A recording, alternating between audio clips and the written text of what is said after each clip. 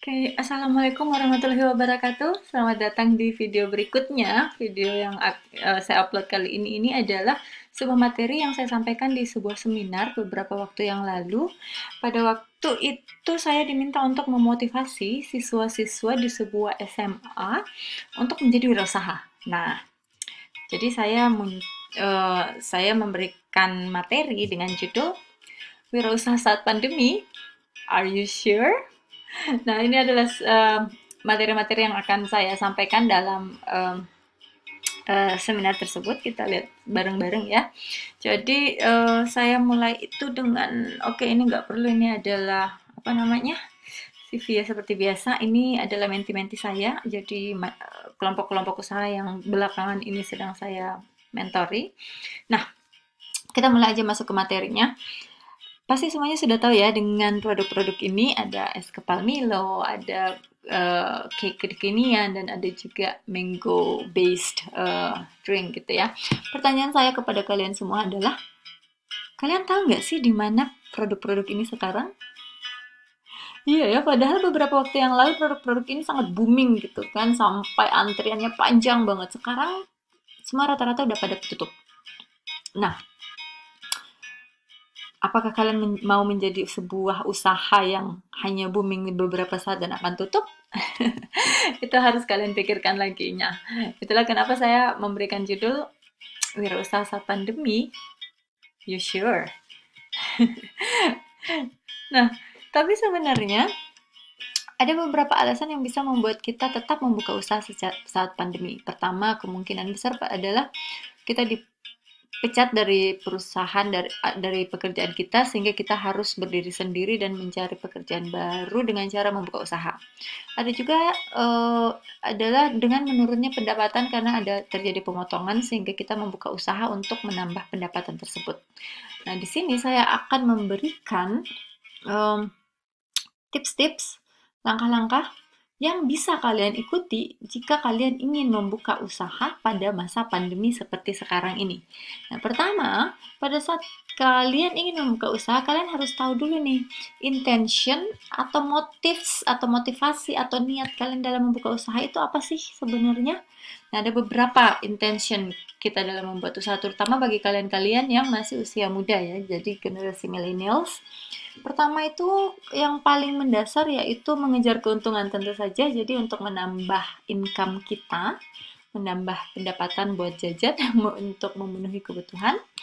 Yang kedua adalah untuk survival, untuk kita bisa menghidupi diri kita sendiri. Ada juga melalui tren apa? Jadi kita mau termotivasi untuk membuka usaha itu karena tren. Kalau mahasiswa-mahasiswa saya belakangan ini banyak yang membuka usaha angkringan modern atau kafe karena memang di kalangan mereka anak mahasiswa-mahasiswa yang mempunyai kafe atau angkringan itu sedang tren. Jadi itu bisa juga terjadi. Dan yang terakhir eh, ini sangat menarik ya. Jadi alasan kita untuk memulai usaha itu adalah men-challenge atau menantang diri kita sendiri. Saya harap ada beberapa dari kalian yang sudah sampai ke tahap ini bahwa kita membuat bisnis itu untuk men-challenge, untuk melihat seberapa jauh sih kemampuan kita untuk bertahan terutama di masa krisis seperti sekarang ini. Nah, ini levelnya sudah agak lebih tinggi di mana kita memang membuka usaha bukan hanya untuk mencari keuntungan tapi untuk aktualisasi diri. Nah, yang kedua, setelah kita mengetahui motif kita, lalu kita melakukan yang namanya ideation atau proses kita menelurkan ide. Nah, di proses menelurkan ide ini ada 3 tahapan. Yang pertama, jadi kita mau membuka usaha nih. Nah, ternyata kita juga bingung, ini usahanya apa ya bagusnya? Apakah saya akan ikut-ikutan membuka makan kekinian? Yang which is saya nggak tahu berapa lama itu bisa bertahan karena siklus makanan kekinian itu sangatlah cepat. Nah, terus pada saat kita bingung ide apa yang akan kita angkat, lalu kita mulai dengan proses ideation. Yang pertama yaitu idea generation and idea validation. Apa itu? Yaitu proses mengumpulkan ide-ide. Jadi kumpulkan, catat list, buat daftar ide-ide usaha yang akan kita bangun. Lalu kita memvalidasi ide-ide tersebut untuk mendapatkan ide yang visible untuk direalisasikan. Jadi biasanya ada banyak ide yang akan kita, jadi list aja ide yang kalian sukain gitu kan. Membuka kafe, membuka angkringan modern, membuka usaha sablon, membuka usaha laundry, membuka jasa pengetikan dan lain-lain. Lalu setelah itu kalian validasi ide mana sih yang sebenarnya visible untuk dilanjutkan. Validasi ini di sini sangat disarankan kalian melakukan validasinya kepada orang lain, bukan kalian sendiri yang melakukan validasi. Terutama jika kalian memiliki mentor atau memiliki dosen atau memiliki guru yang bisa kalian minta sarannya, ini proses ini sangat penting jika kalian melibatkan orang lain yang sudah ahli di bidangnya. Ya, baik itu secara akademis ataupun secara praktis. Yang kedua, setelah kalian melakukan idea generation dan idea validation, kalian melakukan yang namanya design thinking. Nah, ini ada design thinking proses nih. Ini berhubungan dengan yang nomor 3 juga nanti. Jadi, design thinking proses ini adalah sebuah proses di mana kalian mendesain pemikiran kalian dalam membuat atau menyusun ide. Nah, dalam langkah-langkah design thinking itu selalu dimulai dari empathize atau kalian merasa empati terhadap masalah yang dihadapi oleh pelanggan. Setelah itu kalian mendefinisikan masalah tersebut, lalu brainstorming ide yang bisa muncul untuk memecahkan masalah tersebut. Kalian buat prototipenya dan kalian testing di pasar. Secara lebih singkatnya, apalagi untuk orang-orang yang tidak memiliki background manajemen atau bisnis, kalian mengikuti langkah yang ketiga ini, problem, solution, and idea. Nah, di problem solution idea ini maksudnya adalah kalian lihat masalah apa yang ada di sekitar kalian, gitu.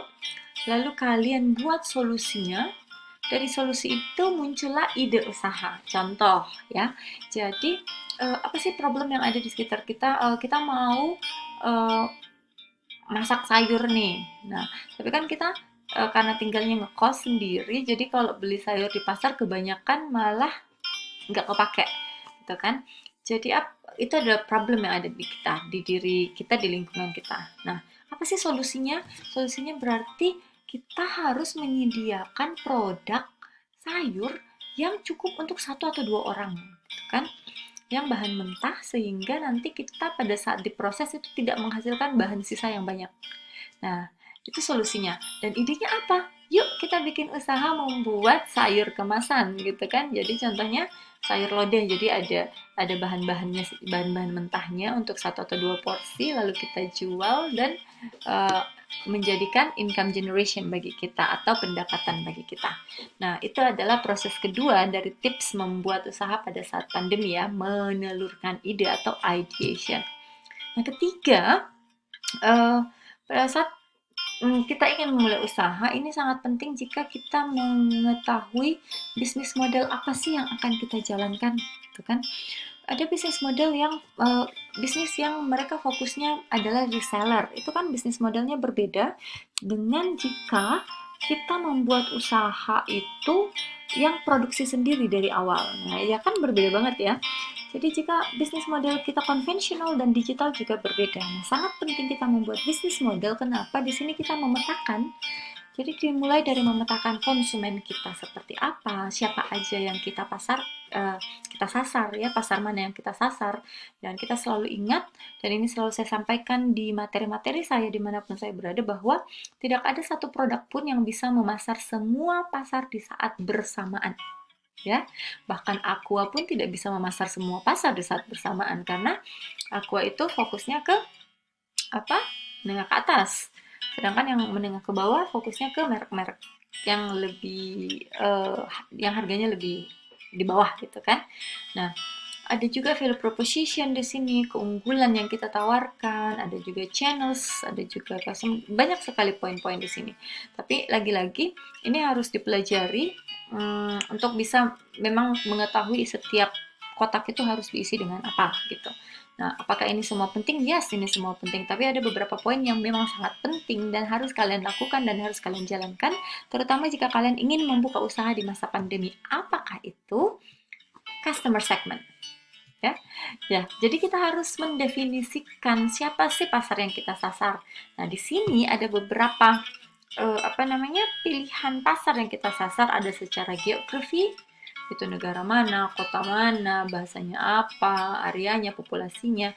Ada secara demographics, ada usia, gender, pendapatan, edukasi, social status, dan lain-lain. Ada juga psikografis ya, jadi lifestyle-nya seperti apa, activity-nya, interest-nya, opinion-nya seperti apa.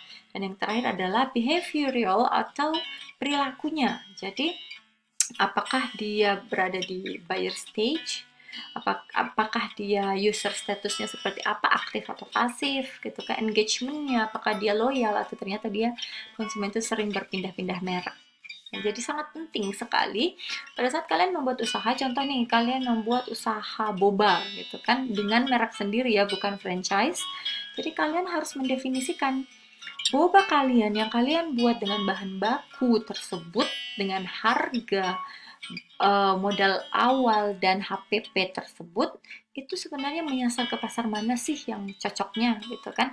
Nah, jangan sampai kalian membuat pasar kalian yang kalian pasar adalah secara demografi itu income-nya menengah ke atas, tapi ternyata produk yang kalian buat itu kualitasnya untuk menengah ke bawah, itu tidak match ya, jadinya ada gap di situ sehingga kalian tidak bisa menarik konsumen. Jadi itu sangat penting sekali, kalian harus menentukan konsumen yang harus atau akan kalian sasar. Nah, yang kedua dari BMC tersebut yang harus kalian perhitungkan atau kalian perhatikan dan kalian jalankan adalah di bagian value proposition, unique. Apa sih keunikan dari usaha kalian? Apa sih nilai tambah yang kalian berikan kepada konsumen?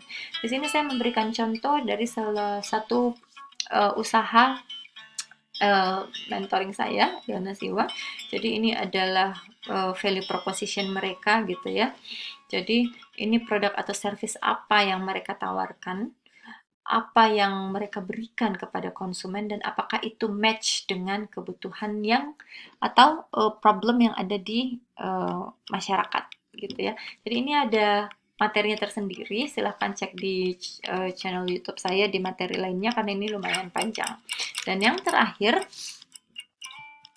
yaitu channels. Jadi 5 langkah dalam memulai usaha di masa pandemi itu dimulai dari pertama kalian menentukan motivasi kalian, setelah itu kalian melakukan ideation, setelah itu kalian menentukan customer segment kalian, menentukan keunikan kalian, nilai tambah yang kalian tawarkan, dan terutama kalian harus menentukan bagaimana caranya supaya produk kalian itu diterima, maksudnya bisa didapatkan oleh pelanggan. Nah, caranya yaitu dengan menggunakan channel ini. Nah, setiap usaha biasanya mempunyai channel yang berbeda-beda. Secara konvensional, kita itu memiliki yang namanya toko-toko kayak gini, gitu ya, toko konvensional. Itu juga channel, jadi kalian hadir, kalian mempunyai toko di mana orang bisa datang dan menemukan barang atau produk yang kalian jual. Ada juga yang sekarang gitu ya, aplikasi-aplikasi Bukalapak, Tokopedia, Shopee, Lazada, dan lain-lain. Ada juga, oh ya ini sorry aplikasi, ini marketplace, ada aplikasi, ada juga lewat website. Desirebox ini contohnya, ini adalah contoh-contoh dari channel. Nah, dan terakhir kita berada di slide terakhir dari tips membuka usaha di masa pandemi, yaitu beberapa strategi yang harus kalian ingat bahwa there is no waiting for the right time. Jadi kalau kalian berpikir, nanti aja lah saya tunggu waktu yang tepat, how can you know that's the right time? Ya, so start it, mulailah dan buatlah right time atau waktu yang tepat kalian sendiri. Persistence, jadi kalian harus determinate, punya niat yang kuat, resilience, agile gitu ya, tekun, resilience, tidak mudah menyerah gitu kan. Persistent itu bahasa Indonesia, persistent itu mempunyai tekad yang kuat gitu untuk melakukan usaha. Nah, nyali itu penting karena kita harus berani gitu kan, kita harus berani untuk membuka usaha, tapi nyali dan strategi itu jauh lebih penting, dan itulah yang diajarkan oleh materi ini. Kalian diperlihatkan strategi dalam memulai usaha. You can't do it alone, cari teman yang bisa membantu kalian, karena membuka usaha dengan menyasar konsumen yang lebih banyak itu membutuhkan sumber daya yang lebih banyak. Dan terakhir, exploit technology, maximize it. Gunakan teknologi semaksimal mungkin dalam menjual atau menawarkan produk kalian.